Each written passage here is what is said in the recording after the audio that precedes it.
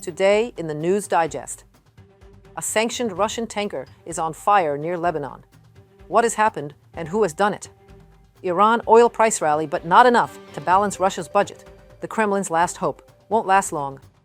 40 strikes on oil and gas facilities deep in Russian territory since the beginning of the year. The fire show of Ukrainian forces is onwards, the most fascinating footage in our reportage. The Russian-flagged tanker Arctic Metagaz, which was transporting liquefied natural gas, has caught fire in the Mediterranean Sea near Malta and Lebanon after the vessel has been attacked. The attacked Russian gas tanker now has a hole in the engine room which cannot be repaired. The explosion was huge. The tanker was almost torn in half. The armed forces of Malta said they had received a distress call and had dispatched units towards the vessel. According to Reuters, the ship's crew of nearly 30 people were found in a lifeboat within Libya's search and rescue region and are safe. One of the Reuters agency's sources reported that the vessel may have been attacked by a military maritime drone. Ukraine is suspected of carrying out this operation, although no official evidence has been provided so far. Ukrainian forces have neither confirmed nor denied the attack. The tanker Arctic Metagaz is on the list of vessels sanctioned by the US and the UK due to its links with the Russian energy sector. Moscow is seeking to increase its oil revenues amidst rising prices due to the US and Israeli operation against Iran. President Zelensky explains how it can and must be countered: long-range strikes, arresting of tankers of the Russian shadow fleet, and other measures of accountability. There are different measures to reduce the possibilities of their exports. Besides our internal long-range responses, there still exist some solutions. Sanctions regarding tankers, companies, entities of cargo transportation, restrictions addressed to captains and crews, and also the probability that these tankers will not be released later. The crackdown on Russia's shadow fleet has entered a new, more aggressive phase. Since the start of 2026, Western maritime forces have successfully intercepted and seized several key vessels used to bypass global oil sanctions. The most recent operation, named Blue Intruder, took place on March 1, 2026, when Belgian special forces, with French aerial support, boarded the Athera tanker in the North Sea. The vessel was discovered sailing under a false Guinean flag, and all the papers were forged. This follows the seizure of the Marinera, formerly Bella 1, tanker by the U.S. Navy in the North Atlantic in January, despite the crew's last-minute attempt to paint a Russian flag on the hull so as to deter the capture. Overall, there are 600 vessels of Shadow Fleet on international watch lists. But the real number is obviously higher. Analysts estimated the fleet included 940 vessels. That means that every sixth tanker in the world now belongs to Russia's Shadow Fleet. So, there is still much work to do. Hundreds of compliant oil tankers stranded as Strait of Hormuz almost completely freezes Gulf traffic. Around 200 internationally trading non-sanctioned oil tankers are effectively stranded in the Middle East Gulf after the total halt of vessel movements through the Strait of Hormuz. The congestion is most acute amongst those very large crude carriers, with currently 60 of them inside the Middle East Gulf, with 13 alongside loading terminals. A further 33 vessels are at anchor, while 14 are understood to be slow steaming as owners and charterers deliberate their next move. According to data from Lloyd's List Intelligence, the disruption has left compliant tankers either anchored, berthed at terminals, or slow steaming as operators await clarity on security conditions, which are not too promising. To improve the situation, the U.S. promised to provide guard for tankers to ensure secure oil transportation in the Gulf and the region. It is expected that such a move will ease the tensions and allow markets to cool down. Still, at the moment, it seems unlikely. Global oil prices have rallied in the wake of U.S. and Israeli strikes against Iran to their highest since July 2024. Russia benefits from that, of course, but the rise still falls far short of what is necessary to balance the Russian budget, according to Reuters calculations. Russia is running a huge federal budget deficit, which has been rising because of shortfalls in oil and gas revenue that make up nearly a quarter of budget proceeds. While global crude prices vaulted above $83 per barrel on Tuesday, Russian oil is traded at a sanctional discount to the international Brent benchmark, contributing to the budget's woes. According to Reuters calculations, the discounts averaged $26.50 per barrel in February, Experts estimate that Russia needs purchase prices up at well over $100 per barrel, and no sanction price cap and a free trade mode. And all that to be stable for at least a year, just to get a Russian heavily oil revenues addicted economy to start improving change. And that is even less likely than the market's fast cooling. After all, Russia is the one who initially set the world on fire, instigating international mayhem by invading Ukraine. So it is fair to say indeed, curses like chicken come home to roost. Gas prices are also rising. However, worth noting, the price of gas is still 3 times cheaper now than it was in 2022.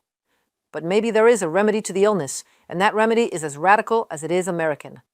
The United States military is undertaking a massive and ongoing operation to prevent this very wicked, radical dictatorship from threatening America and our core national security interests. We're going to destroy their missiles and erase their missile industry to the ground. Donald Trump, President of the United States, on Truth Social. Since the beginning of the year, the defense forces of Ukraine have carried out more than 40 strikes against Russian military targets, oil and gas infrastructure. These operations successfully targeted 4 oil refineries, 5 major oil depots, a crude oil processing unit, drilling rigs, offshore terminals, and a gas processing facility.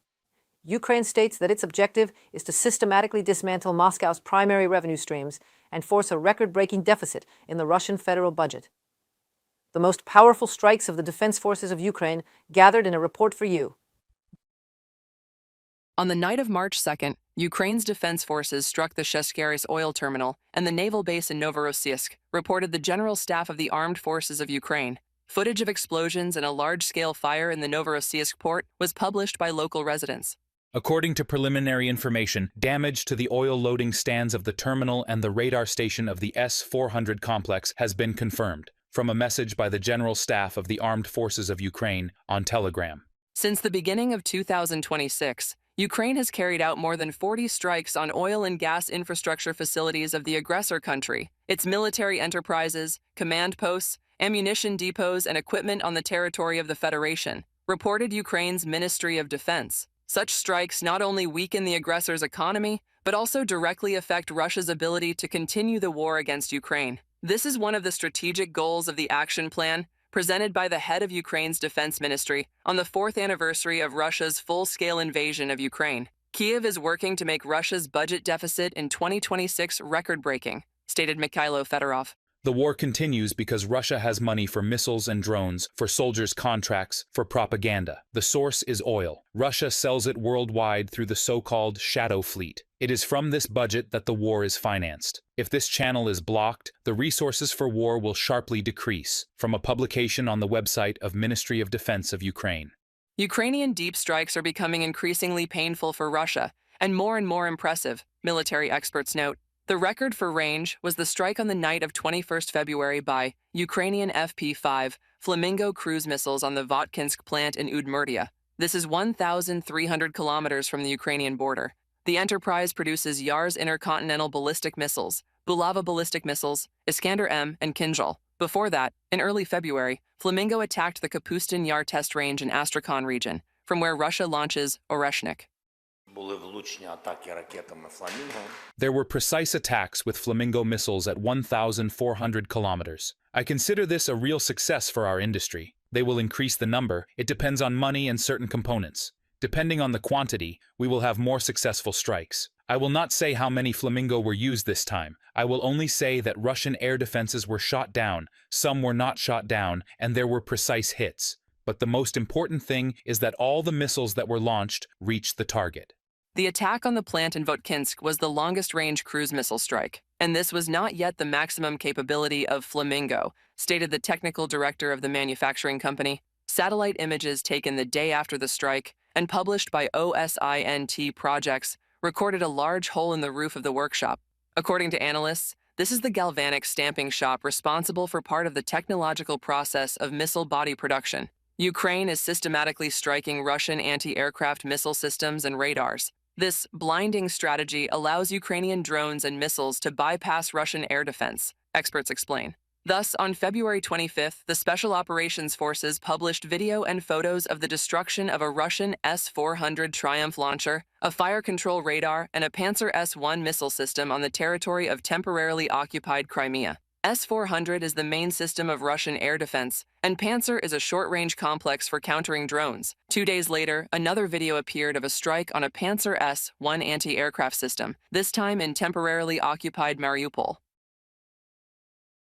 The General Staff reports that in various locations, frankly, on temporarily occupied territories where the combat line engagement passes, a concentration of enemy personnel has been destroyed, or a strike has been launched against a concentration of enemy manpower. And such reports we see almost every day today. This is systematic work that directly affects the line of combat engagement. While Putin is being fed reports of fake victories on the front, the reality on the battlefield and in the Russian rear looks different. Ukraine's defense forces are systematically destroying the enemy's military infrastructure and strategic facilities. The goal is obvious: to deprive Moscow of resources to continue the war against Ukraine. Reported by Karina Lalayan, UATV News.